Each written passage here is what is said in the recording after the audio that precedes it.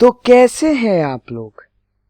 तो यहाँ हम लोग ने एपी का फर्स्ट पार्ट खत्म किया था, जहाँ पर हम लोग ने जनरल टर्म वाली चीज को देखा था और वो बहुत इंपॉर्टेंट कॉन्सेप्ट था ए एन वाला। ठीक है, ए ऑफ एन क्या होता है, a plus n minus one d. वो हम लोग देख चुके हैं। अगर आपने नहीं देखा तो प्लीज अपनी प्रीवियस वीडियोस आप लोग देख लो और उसका ट्यूटोरियल सॉल्व करना, क्योंकि आगे इजी रहेगा बढ़ने में। और हमने एपी का जनरल फॉर्म हम लोग देख चुके हैं।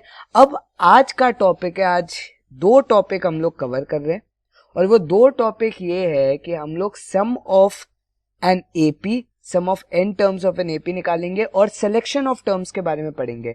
कुछ क्वेश्चंस होते हैं जो मैं आज मतलब ट्यूटोरियल के अंदर आप लोग को बताऊंगा, लेकिन उसका कॉन्सेप्ट क्या कहता है वो मैं आपको इस वीडियो के अंदर शेयर करूंगा।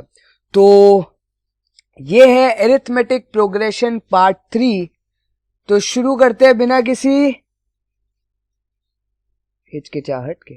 ठीक है, तो यहां पर हमारा पहला टॉपिक है selection of terms in an AP.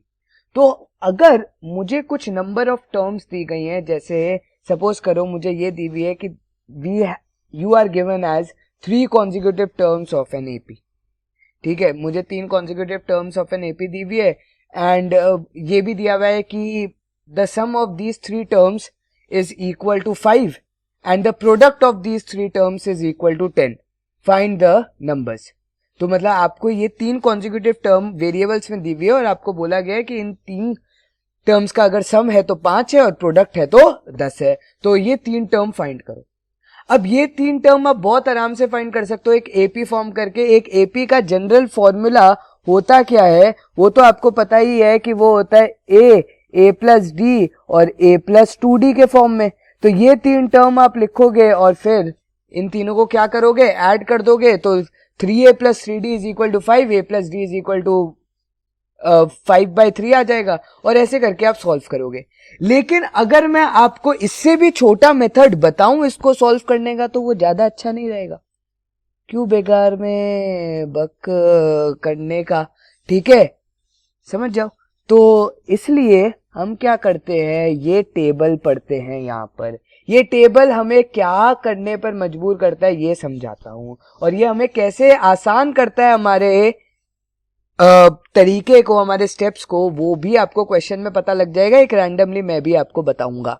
ठीक है, तो अगर आपको 3 कॉन्जिक्यूटिव टर्म्स के बारे में दिया है, अगर 3 नंबर ऑफ टर्म्स आपको दिए तो आप क्या करो, तीनों टर्म्स को क्या करो, a माइनस डी, ए और a प्लस डी मानो, रैदर a प्लस डी और a प्लस 2d के। मतलब अब आपको फॉर्मुलेट चेंज करना है, मतलब आपको एक तरीके से सोचना अलग तरीके से अब। ठीक है, तो जहां आप लोग a प्लस डी मानते थे वो आपका अब a बन गया। तो a आपका क्या बन जाएगा, a माइनस डी, क्योंकि एक d कम है और एक d इधर ज्यादा है तो ये a प्लस डी बन जाएगा। ऑब्वियस सी बात है, प्लस डी माइनस डी। तो ये करने से फायदा क्या, ये करने से ये फायदा है कि अगर मुझे पता है कि sum of 3 terms is equal to 5, so when I add them my d gets cancelled out and therefore 3a will be equal to 5 था और a आ जाएगा मेरा 5/3 के इक्वल। तो आपका a प्लस डी 5/3 आ रहा था, लेकिन फिर भी आपकी क्या आ रही थी, सेकंड टर्म आ रही थी, क्योंकि जब आप प्रोडक्ट लेते तो आपको ये सब कुछ मल्टीप्लाई करना पड़ता। लेकिन जब मैं प्रोडक्ट लूंगा तो मेरा क्या बेनिफिट है, यहां से अगर मैं प्रोडक्ट लूं तो क्या होगा, a into A minus D into A plus D. और यहां पर आप देख सकते हो सीधा का सीधा फॉर्मूला लग रहा है a into A square minus D square, और a की तो वैल्यू आपको पहले से ही पता है तो आपको सिर्फ सब्स्टिट्यूट करनी है और d की वैल्यू आपकी आ जाएगी। तो यहां से ये प्रोसेस आपका बनता है इजी, क्योंकि अगर आप यहां मल्टीप्लाई करो तो देख लो कि कितनी टर्म्स आपकी बनेंगी, वो आपको प्रॉब्लम क्रिएट करेगा। आई बात समझ। ठीक है, तो यहां ये सिलेक्शन ऑफ टर्म्स का एक चार्ट है। यहां पर आपको ध्यान में क्या रखना है कि जब आपको odd number of consecutive terms दी गई हैं तो जो आप टर्म लोगे जो सबसे बीच वाली टर्म होगी, तो अगर 5 टर्म्स दी गई हैं तो 5 टर्म में से सबसे बीच वाली टर्म कौन सी है, थर्ड टर्म, क्योंकि उसके पीछे 2 है, उसके आगे भी 2 है। तीतर के 2 आगे तीतर, तीतर के 2 पीछे तीतर। बोलो कितने तीतर, 5। ठीक है, शायद आंसर यही होता है। ठीक है, तो यही वो चीज है। तो 5 में 3 है तो थर्ड टर्म को क्या मानो, ए मान लो। तो अगर और टर्म्स दी गई है तो उसका सबसे बीच वाला टर्म हमेशा क्या होगा, ए होगा, ठीक है। और वो आपको डायरेक्टली हमेशा आंसर से कहीं ना कहीं हेल्प में मिल जाएगा। जब और टर्म्स है तो ए तो आपका बीच वाला टर्म है और उसमें आप जो डिफरेंस लोगे अपने टर्म्स के बीच वो क्या लोगे, डी का लोगे, ठीक है। तो उससे फायदा क्या है, अगर आप डी का टर्म का डिफरेंस ले रहे हो तो माइनस डी प्लस डी, अगर ऐड करोगे तो cancel, minus 2d plus 2d add करोगे तो कैंसिल। मतलब डी की एक क्या चल रही है, एक आपकी एपी चल रही है। समझ में आई बात। तो कॉन्जिक्यूटिव टर्म्स फॉर ऑड, बीच वाला टर्म ए लेना है, ठीक है। तो ऑड के लिए जो आपका बीच वाला है, क्या लिखूं, नंबर में कुछ लिख सकता क्या, नहीं, बीच वाला जो है आपका, तो बीच वाला क्या होता है आपका ए, ठीक है। और हमेशा डिफरेंस आपको क्या लेना है, डी के बराबर लेना है। और यही अगर मैं बात करूं किसका, अगर हम लोग बात करें इवन नंबर ऑफ टर्म्स के, तो इवन नंबर ऑफ टर्म्स में हमेशा दो टर्म बीच की आएंगी और वो दो टर्म हमेशा क्या होती है, a minus d and a plus d. तो ये आपको याद रखना है, ठीक है। नहीं भी याद रखोगे कुछ नहीं, लेकिन अगर आप कॉमन डिफरेंस याद रख सकते हो तो इसका कॉमन डिफरेंस याद रख लेना 2d के हिसाब से होता है, ठीक है। बीच वाली टर्म अगर याद है तो उधर से पीछे से अब आपको माइनस 2d करना है तो a माइनस 3d आ जाएगा, इधर प्लस 2d करोगे तो a प्लस 3d आ जाएगा। तो आपकी 4 टर्म की सीक्वेंस बन जाएगी। तो अगर आप बीच वाले टर्म्स को याद रखते हो और उनके बीच का डिफरेंस याद रखते हो कि आपको ऑड वाले टर्म्स में d का लेना है और इवन वाले टर्म्स में 2d का लेना है, तो आपको पता लग जाएगा। बहुत सिंपल सी बात है। ऑड है तो ऑड डिफरेंस होना चाहिए, मतलब ये क्या लिखा है, 1 इंटू डी लिखा है, और अगर इवन है तो 2 into D. Simple. Odd term का मतलब ऑड से, ऑड डी से, और इवन का मतलब 2d से, इवन टर्म से, ठीक है। ये फंडामेंटल बस आपको याद रखना है और कुछ याद नहीं रखना है। यहां से सिलेक्शन ऑफ टर्म हुआ आपका खत्म, ठीक है। ये बहुत ही सिंपल सा टॉपिक था, ये बताना जरूरी था क्योंकि इसके बेस जब क्वेश्चन करेंगे तो बहुत ज्यादा कॉम्प्लेक्सिटी को आसान करेंगे सिलेक्शन ऑफ टर्म से हम लोग, ठीक। तो आगे बढ़ते हैं। आगे है मेरे कुछ इंपॉर्टेंट चीजें जो बोर्ड्स वाले बच्चे अगर वो इसको ना भी देखे आप स्किप कर सकते हो और आगे बढ़ सकते हो, ठीक है, सीधा अगले स्लाइड पर। तो वो अगर आप चाहते हो तो वो भी चलेगा, लेकिन जो एनटीएससी आईएमओ वाले बच्चे उनके लिए ये बहुत ज्यादा इंपॉर्टेंट है, और जो आगे जाके मैथ्स ले रहे हैं क्योंकि अगले साल आप ये पढ़ोगे। तो क्या कहता है मेरा इंपॉर्टेंट स्लाइड, मेरी इंपॉर्टेंट स्लाइड ये कहती है कि if 3 numbers are in AP, और वो 3 नंबर क्या है, A B and C, then अगर फिर भी आप ये देखना चाहते हो प्लीज देख लेना, मैंने मना नहीं किया, लेकिन देखोगे तो अच्छा ही है, ठीक है। So if 3 numbers are in AP, और वो 3 नंबर कौन से, A B and C in order, और ये एक ऑर्डर में है, देन क्या कहता है वो मैं आप लोग को बता रहा हूं। ये क्या कहना कि चाह रहा है कि ए बी और सी आपका एपी में, so can I write that B minus A is equal to the difference, common difference, and can I write that C minus B is also equal to the common difference. So can I say that b minus a is equal to c minus b, and therefore can I say 2b is equal to a plus c? So if you have 3 consecutive terms of an AP, 2 times the middle term is always equal to the sum of the first and the last term. ये चीज हमेशा याद रखना। ये लेकिन किसके लिए, जब 3 टर्म ही आपकी क्या हो, एपी में हो। 2b is equal to a plus c, ये डायरेक्टली यूज करो, बहुत ज्यादा आसान होगा, क्वेश्चन करेंगे तब पता लग जाएगा। आगे बढ़ते हैं। नेक्स्ट चीज क्या है, वो ये है कि if a b and c are in AP, then b is known as the arithmetic mean between a and c। b को मैं एरिथमेटिक मीन बोलता हूं, जो किसके बीच में लाई करता है, ए और सी के बीच में लाई करता है। क्यों बी को एरिथमेटिक मीन बोलता हूं, देखो यार यहीं से देखो, क्या मैं बी को लिख सकता हूं a plus c divided by 2?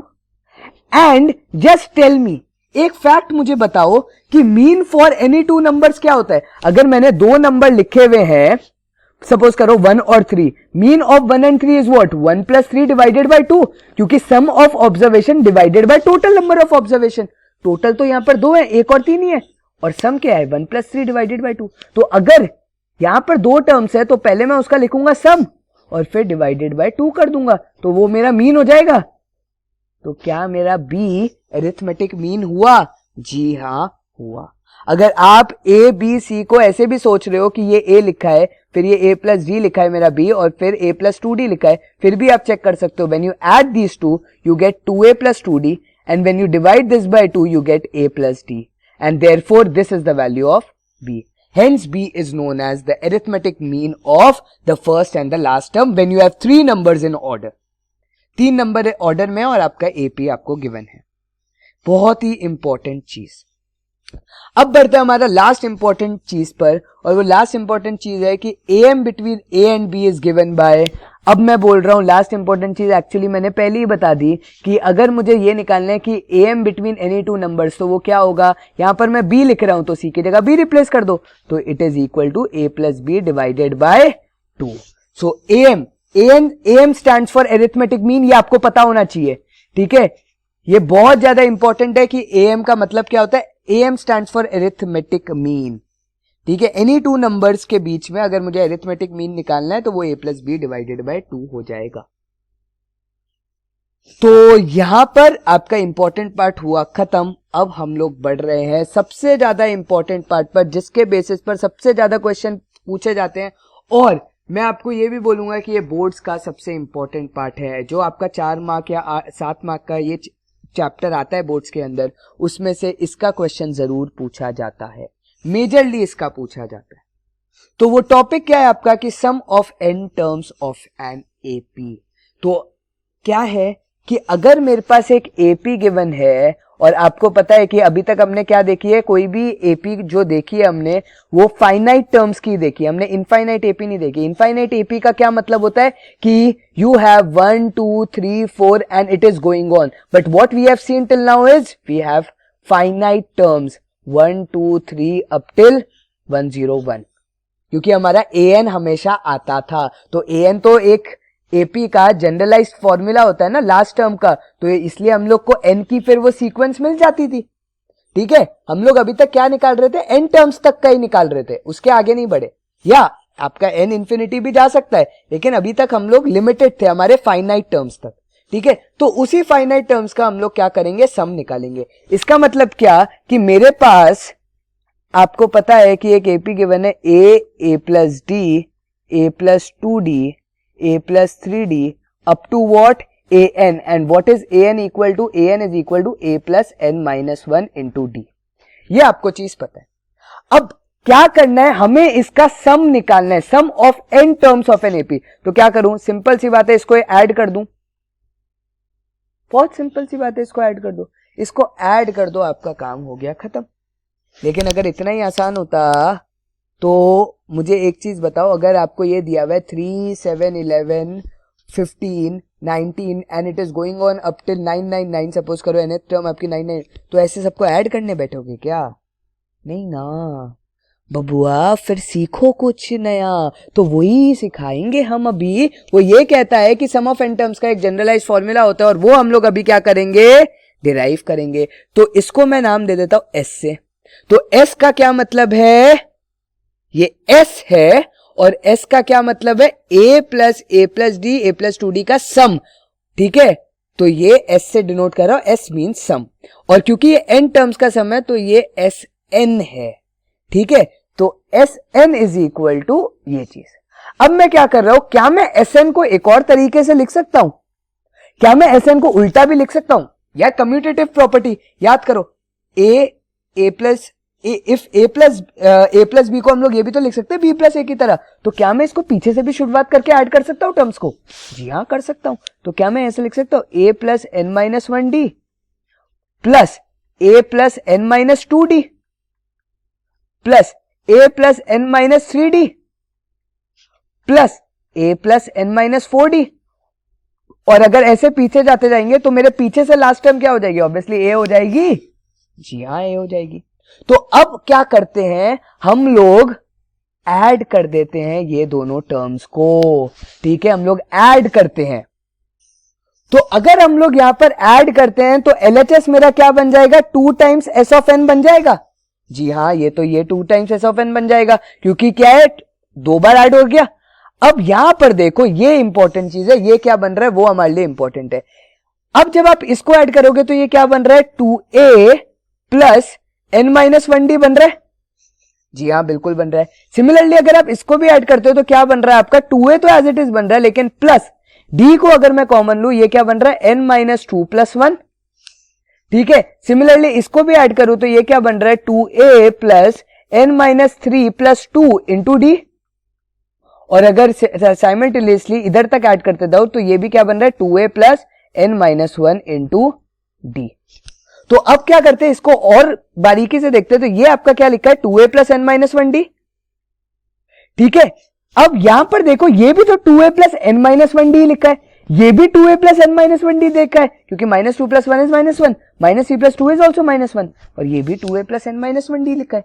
So can I say that आपका 2a plus n-1d n times repeat हो रहा है, क्योंकि there are total number of terms, तो कितनी है, n टर्म्स है ना, यहां से लेकर के यहां तक। तो आपका ये क्या मैं बोल सकता हूं, n टाइम्स रिपीट हो रहा है। तो आप मुझे एक चीज बताओ, अगर आप 1 को n टाइम्स ऐड कर रहे हो, पहली बात तो ये देखो, अगर 1 को 3 टाइम ऐड करो तो आंसर क्या होता है, 3 × 1। अगर 2 को 3 टाइम्स ऐड करोगे तो आंसर क्या होगा, 3 × 2। तो अगर 2a प्लस n-1d को n टाइम्स ऐड करोगे तो आंसर क्या होगा, 2a plus n-1d into n हो जाएगा। तो यहां से ये वैल्यू किसके इक्वल आ गई, 2 टाइम्स Sn के। सो can I say that Sn is equal to n/2 into 2a plus n-1 into d, and this is the formula for sum of n terms of an AP। ये एक generalise formula है। तो अब आपको क्या चाहिए होता है, Sn निकालने के लिए आपको n चाहिए कि कितनी नंबर ऑफ टर्म्स है, आपको a चाहिए और d चाहिए, और अगर आपको वो आ गया तो सम ऑफ n टर्म्स आप निकाल सकते हो। तो अभी जो एग्जांपल दे रहा था 3 7 11 वाला, a पता है 3 है, 7 वो पता है क्या बोलते हैं, d पता है कि 4 है, लेकिन मुझे n भी चाहिए। और मुझे एक चीज बताओ, अगर मुझे n कहां से मिलेगा, n तो मुझे तभी मिलेगा ना जब मुझे an पता होगा। आइदर क्वेश्चन में डायरेक्टली n गिवन होगा कि 101 टर्म तक आपको निकालना है, या फिर मुझे पता होना चाहिए कि मेरा an क्या है, क्योंकि अगर an पता है तो क्या मैं an से n निकाल सकता हूं, क्योंकि मुझे a और d तो पता है। वो ऐसे क्वेश्चन हम कर चुके हैं। तो वही चीज an का फॉर्मूला होता क्या, वैसे याद करो, a प्लस n-1d होता है। क्या मैं जो अंदर वाला ब्रैकेट है उसको क्या मैं ऐसे लिख सकता हूं, n/2 2a प्लस n-1d को क्या मैं ऐसे लिख सकता हूं, 2a को मैं क्या ऐसे तोड़ सकता हूं, a प्लस a के अंदर। क्या मैं 2a को a प्लस a के अंदर तोड़ सकता हूं, और ये d लिखा है। सो can I say that n/2 bracket में a तो ये एज इट इज लिख दिया, लेकिन यहां से ये देखो a प्लस n-1d, यार ये an का ही तो फॉर्मूला लिखा है। आई बात समझ में? तो आपका क्या आया, n/2 a प्लस an। तो ये क्या हो गया, एक और जनरलाइज फॉर्मूला हो गया। If you know the last term, आप इसकी जगह l भी लिख सकते हो अगर आपको लास्ट टर्म लिखना है। तो अगर आपको लास्ट टर्म पता है और आपको फर्स्ट टर्म पता है और आपको डिफरेंस नहीं पता और टोटल नंबर ऑफ टर्म्स अगर आपको पता है, तो आप सीधा ये वाला फॉर्मूला भी लगाओगे तो भी आपको क्या मिल जाएगा, Sn मिल जाएगा। आई बात समझ? तो ये दो बहुत ही ज्यादा मेजर फॉर्मूले जो हम आगे के ट्यूटोरियल में यूज करने वाले हैं। तो यहां आपका लेक्चर हुआ खत्म, लेकिन ब्लैंक साइड तो बाकी है। तो ब्लैंक स्लाइड में एक बहुत इंपॉर्टेंट चीज बताने वाला हूं। याद है हमने एक डेरिवेशन किया था, हमने एक चीज को डिराइव किया था कि a of n minus a of n-1 is always equal to the difference, क्योंकि दो कॉन्जिक्यूटिव टर्म्स को अगर आप कभी भी माइनस करोगे तो वो हमेशा डिफरेंस देता है। ये हमने डिराइव किया था। क्या मैं अब ऐसा कुछ सम ऑफ टर्म्स में भी डिराइव कर लूं? क्या मैं कुछ ऐसा डिराइव करूं कि अगर मैं Sn में से s ऑफ n-1 माइनस करता हूं तो वो किसके इक्वल आएगा? क्या मैं वो निकालूं? तो अपन सोचते हैं कुछ, ठीक है। अगर मुझे ये बोला है कि सम ऑफ टू टर्म्स लिखा है, तो sum of two terms of an AP क्या होगा, a प्लस डी होगा। समझ में आई बात? और सम ऑफ थ्री टर्म्स मेरा क्या होगा, सम ऑफ थ्री टर्म्स होगा a plus D plus a plus 2d। तो अगर मैं इसको ऐड करूं, ये आंसर क्या आ रहा है, 2a प्लस डी आ रहा है, और सिमिलरली ये आंसर क्या आ रहा है, 3a प्लस 3d आ रहा है। तो अगर मैं S3 में से S2 को माइनस करूं तो यहां से देखना 3a plus 3d minus 2a minus d, your final answer is a plus 2d। and a plus 2d is what?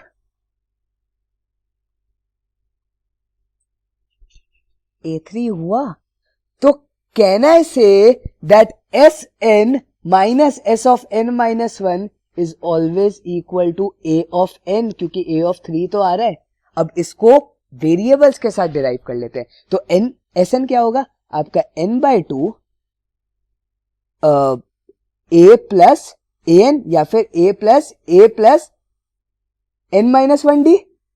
ठीक है, 2a plus n minus 1d होता है. माइनस अब n माइनस 1, n की जगह n माइनस 1 पुट कर दो, तो n minus 1 divided by 2 into 2a plus n minus 1 minus 1.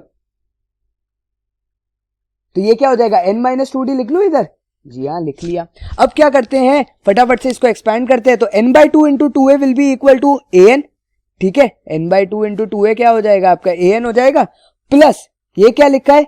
n square d divided by 2 minus nd by 2. ठीक है, मैं एक्सपैंड कर रहा हूं सीधा. माइनस पहले n का एक्सपेंशन करते हैं. तो ये क्या लिखा है? n by 2 into 2a. n by 2 into 2a वापस क्या हो जाएगा? an minus n square d divided by 2 plus, यहां पर भी आपका प्लस आए, सॉरी यहां पर आपका तो माइनस ही आएगा. ठीक है, यहां पर आपका आएगा प्लस, क्योंकि माइनस n इंटू माइनस 2 हो गया, तो वो आपका प्लस आ गया. तो n into 2 is 2n, 2n divided by 2 is n, n into d बचा, तो ये हो गया आपका nd.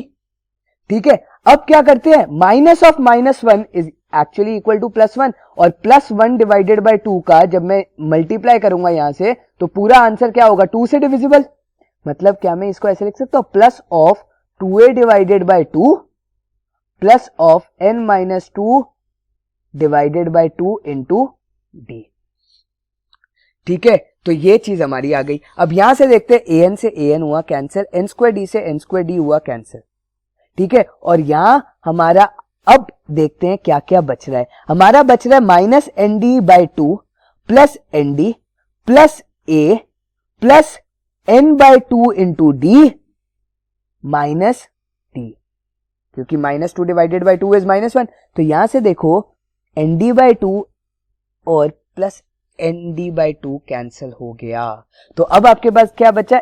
a प्लस d को लो कॉमन n माइनस 1, और ये किसका फॉर्मूला है? an का. तो ये सबसे ज्यादा इंपॉर्टेंट चीज कि Sn minus S of n minus 1 is equal to an. Direct formula use करो, खत्म करो क्वेश्चन को. ठीक है, तो यहां पर हुआ आपका ये लेक्चर खत्म. आपके सारे लेक्चर्स हो गए खत्म. अब सिर्फ और सिर्फ एपी पर आपके ट्यूटोरियल्स ही आने वाले हैं. कम से कम 4 से 5 और ट्यूटोरियल आएंगे और फिर ये चैप्टर रैप अप हो जाएगा. So guys, this is Yojit Basin signing off from T70. Any doubts, please write in comment section. ठीक है, और thank you guys for watching. Meet you in the tutorial video. Thank you.